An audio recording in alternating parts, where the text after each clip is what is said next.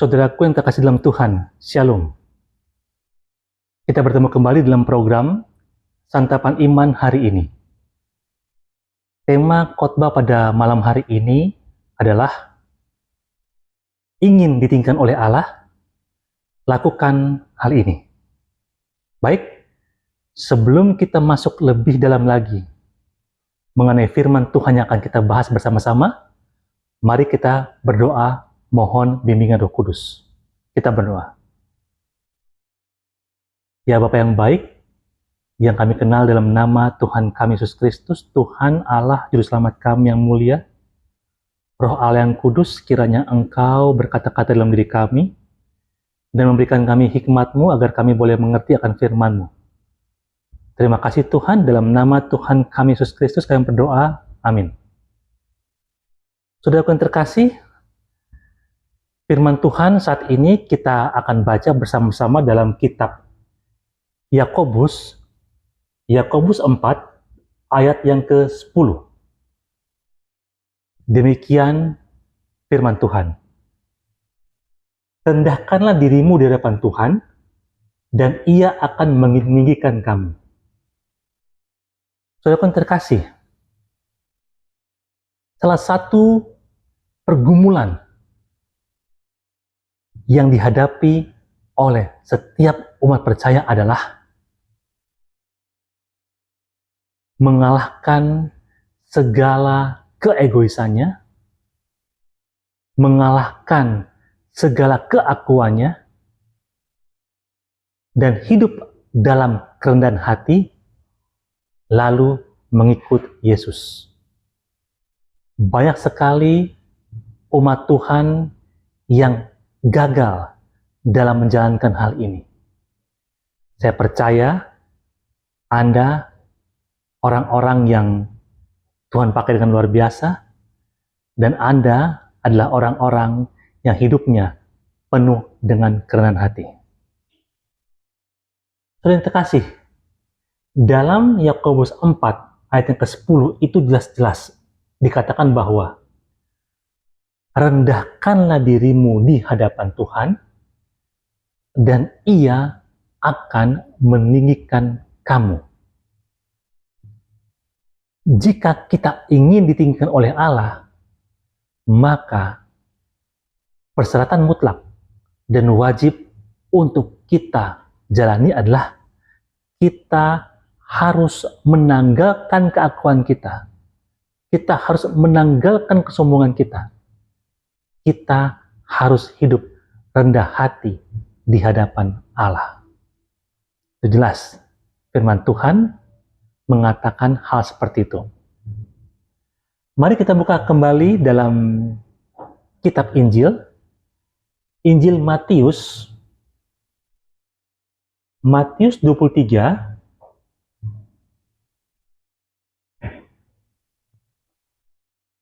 ayat yang ke-12. Matius 23 ayat 12. Demikian bunyi firman Tuhan. Dan barang siapa meninggikan diri, ia akan direndahkan. Dan barang siapa merendahkan diri, ia akan ditinggikan. Makin jelas firman Tuhan mengatakan bahwa orang-orang yang hidupnya meninggikan diri, orang-orang yang hidupnya lebih mengutamakan keakuannya, orang-orang tersebut, meskipun orang-orang itu berpredikat sebagai anak-anak Tuhan, maka Tuhan akan merendahkannya. Jelas, sangat tegas firman Tuhan.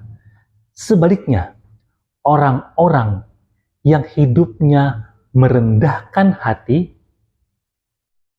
maka Tuhan, Allah yang Maha Kuasa, akan meninggikannya di hadapan Allah. Sudah terkasih dalam Tuhan, firman Tuhan ingin mengajak kita, jika engkau benar-benar pengikut Kristus, maka engkau harus menanggalkan keakuan kita dan merendahkan diri, sama seperti Yesus.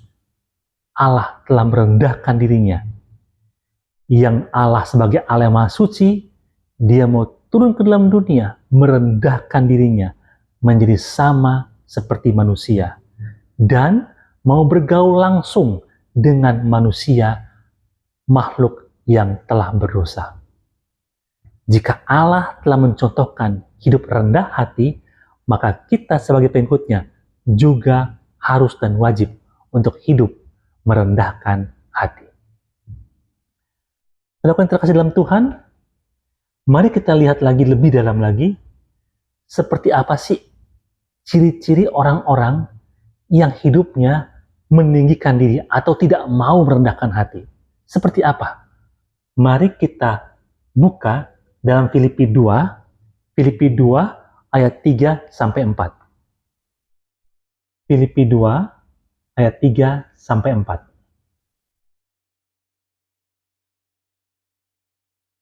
Filipi 2 ayat 3 sampai 4. Demikian bunyi firman Tuhan. Dengan tidak mencari kepentingan sendiri atau puji-pujian yang sia-sia. Sebaliknya, hendaklah dengan rendah hati seorang menganggap yang lain lebih utama daripada dirinya sendiri. Dan janganlah tiap-tiap orang hanya memperhatikan kepentingannya sendiri, tapi juga kepentingan orang lain juga. Artinya, orang-orang yang hidupnya meninggikan diri adalah orang-orang yang hanya mencari kepentingan diri sendiri. Orang-orang yang tidak peduli dengan kepentingan orang lain. Orang-orang yang hidupnya hanya berpikir aku, dan aku, masa bodoh orang lain mengalami apa. Itu orang yang tinggi hati menurut firman Tuhan. Orang-orang yang tidak mau mementingkan kepentingan orang lain. Serta, masih tiga, orang-orang yang hanya mencari puji-pujian yang sia-sia. Dia meninggikan diri agar apa? Agar dia dipuji oleh orang-orang. Dia meninggikan diri agar apa? Agar orang-orang melihat dia adalah orang-orang yang baik. Artinya apa? Artinya pusatnya itu ke dia. Sentralnya itu ke dia. Bukan ke Allah, tapi ke dia. Orang-orang seperti ini adalah orang-orang yang mau mencuri kemuliaan Allah. Itu juga salah satu dari sifat orang-orang yang meninggikan diri. Ini kata firman Tuhan. Sehingga firman Tuhan katakan, puji-pujian yang sia-sia. Apa puji-pujian yang tidak sia? Tidak sia-sia. Puji-pujian yang tidak sia-sia hanyalah dialamatkan atau ditujukan hanya kepada Allah, Sang Pencipta, Allah, Sang Penguasa, Allah di atas segala Allah, Yesus Kristus, Tuhan dan Juru Selamat dunia. Hanya kepada Dia, itulah puji-pujian yang tidak sia-sia. Tetapi kalau puji-pujian itu diarahkan hanya kepada kita, maka firman Tuhan katakan, itu adalah puji-pujian yang sia-sia. Kenapa? Karena kita tidak punya kuasa apa-apa. Kuasa hanya ada pada Allah. Kita teruskan lagi firman Tuhan. Apalagi ciri atau sikap orang yang meninggikan diri.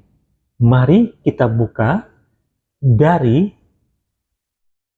1 Petrus 5 ayat 5. 1 Petrus 5 ayat 5. Demikian bunyi firman Tuhan. Demikian jugalah kamu, hai orang-orang muda, tunduklah kepada orang-orang yang tua, dan kamu semua rendahkanlah dirimu terhadap yang lain, sebab Allah menentang orang congkak, tetapi mengasihani orang yang rendah hati. Ternyata, orang yang meninggikan diri itu adalah, sifatnya adalah apabila orang itu congkak, sombong, merasa diri yang paling benar, merasa diri yang paling suci, merasa diri yang paling hebat, dan merasa diri yang paling luar biasa. Itu pun termasuk orang-orang yang apa? Yang mencuri kemuliaan Allah. Jadi, orang-orang congkak itu digambarkan oleh firman Tuhan sebagai orang-orang yang meninggikan diri. Dan terhadap orang-orang ini, firman Tuhan katakan, Allah menentang. Artinya apa? Artinya orang itu adalah lawannya Allah. Allah menentang sifat seperti itu. Sifat seperti itu adalah lawannya Allah. Jika kita mempunyai sifat seperti itu, maka kita telah memposisikan diri sebagai apa? Sebagai lawannya Allah. Padahal kita tidak bisa hidup tanpa Allah. Tapi kalau kita memposisikan sikap kita sebagai lawannya Allah, maka kita sudah menganggap diri bahwa kita bisa hidup tanpa Allah. Celakalah orang-orang yang seperti itu. Saudara yang terkasih dalam Tuhan, di manakah kita berada? Betul, kita adalah pengikut Kristus. Tapi, jika kita masih mempunyai sikap meninggikan diri, maka walaupun predikat kita sebagai pengikut Kristus, tetapi kenyataannya kita adalah lawan-lawan Allah. Saudara terkasih, mari kita teruskan lagi. Apa sih upah dari orang-orang yang hidupnya rendah hati? Lawannya tinggi hati berarti rendah hati. Apa sih upah bagi orang-orang yang rendah hati? Mari kita lihat lagi dalam firman Tuhan. Kita buka bersama-sama dari kitab Amsal 11 ayat yang kedua. Amsal 11 ayat yang kedua. Amsal 11 ayat yang kedua. Demikian bunyi firman Tuhan.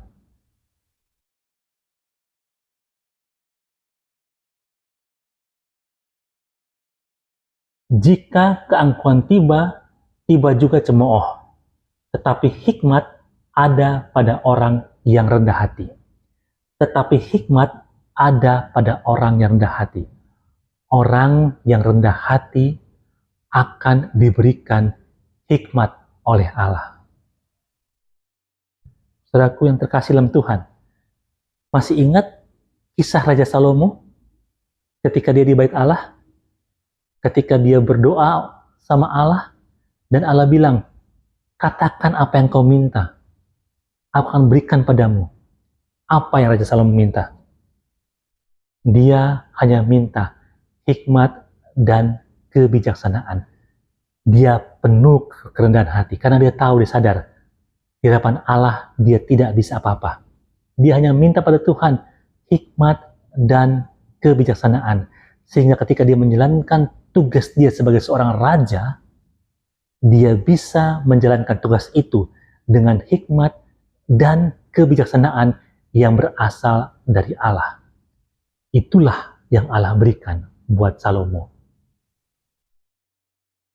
Saudaraku yang terkasih, jika kita hidup dalam kerendahan hati, upah yang Allah berikan pada kita adalah hikmat. Allah katakan, awal dari pengetahuan adalah hikmat, takut akan Tuhan. Ingin kita menjadi Raja Salomo? Ingin kita bijak seperti Raja Salomo? Ingin Tuhan memberikan hikmat dan kebijaksanaan kepada seperti yang Allah berikan pada Raja Salomo kepada kita? Hiduplah dengan kerendahan hati. Lalu apalagi upah dari orang yang hidup rendah hati? Mari kita buka dari Amsal 22 ayat 4. Amsal 22 ayat 4. Amsal 22 ayat yang keempat. Demikian firman Tuhan. ganjaran kerendahan hati dan takut akan Tuhan adalah kekayaan, kehormatan, dan kehidupan. Wow, ternyata orang yang hidupnya rendah hati di hadapan Allah, Allah bukan hanya memberikan dia hikmat, tapi lebih daripada itu, Allah juga berikan pada dia apa? Kekayaan, kehormatan, dan kehidupan. Sangat simpel ternyata untuk bisa mendapatkan itu. Cukup rendah hati di hadapan Allah. Saudara terkasih dalam Tuhan, pertanyaannya adalah, mengapa rendah hati sangat disukai oleh Allah? Tentu kita melakukan sesuatu itu pasti harus ada dasar. Mengapa rendah hati sangat disukai oleh Allah? Mari kita lihat dari pembacaan tadi kita itu ada dua hal. Yang pertama adalah, jika kita merendahkan hati, itu artinya kita mengakui akan kuasa Allah, seperti yang tadi sudah kita baca dalam firman Tuhan sebelum-sebelumnya. Kalau kita hidup rendah hati, itu artinya kita mengakui bahwa hanya Allah lah yang berkuasa, dan hanya Allah lah yang berkuasa atas hidup kita. Dengan demikian, hidup kita ini tergantung oleh kasih setia Allah. Itu mengapa Allah sangat menyukai orang yang hidupnya rendah hati. Sementara orang hidupnya tinggi hati, dia tidak mau mengakui kuasa Allah. Dia hanya berpikir bahwa dialah yang paling hebat, dialah pusat segala-galanya. Itu Allah tidak suka dan tidak berkenan. Lalu yang kedua, orang yang rendah hati artinya dia mau menghormati dan menghargai semua orang sebagai sesama makhluk ciptaan Allah yang mulia. Siapapun dia, kalau kita rendah hati, maka kita akan senantiasa hidup berdamai dengan siapapun juga. Kalau kita rendah hati, maka kita akan senantiasa hidup menghargai siapapun itu orangnya. Jika itu yang terjadi, maka kerajaan Allah, hadirat Allah boleh dinyatakan di dunia ini. Allah suka akan kedamaian. Allah suka akan kasih. Dan itu bisa dinyatakan melalui kita sebagai anak-anaknya dengan cara apa? Dengan cara hidup rendah hati di hadapan Allah. Saudara yang terkasih dalam Tuhan, firman Tuhan saat ini sungguh membuat kita semakin dikuatkan. Sebagai pengikut Kristus, kita butuh Allah. Kita butuh kuasanya. Itu sebabnya kita hidup rendah hati. Kita sadar bahwa tanpa Allah, kita tak bisa buat apa-apa. Itu sebabnya kita hidup dengan rendah hati. Muliakan Tuhan dengan hidupmu, dan hiduplah rendah hati di hadapan Allah. Allah akan senantiasa menyertai kita sekarang sampai selama-lamanya. Tuhan berkati. Amin.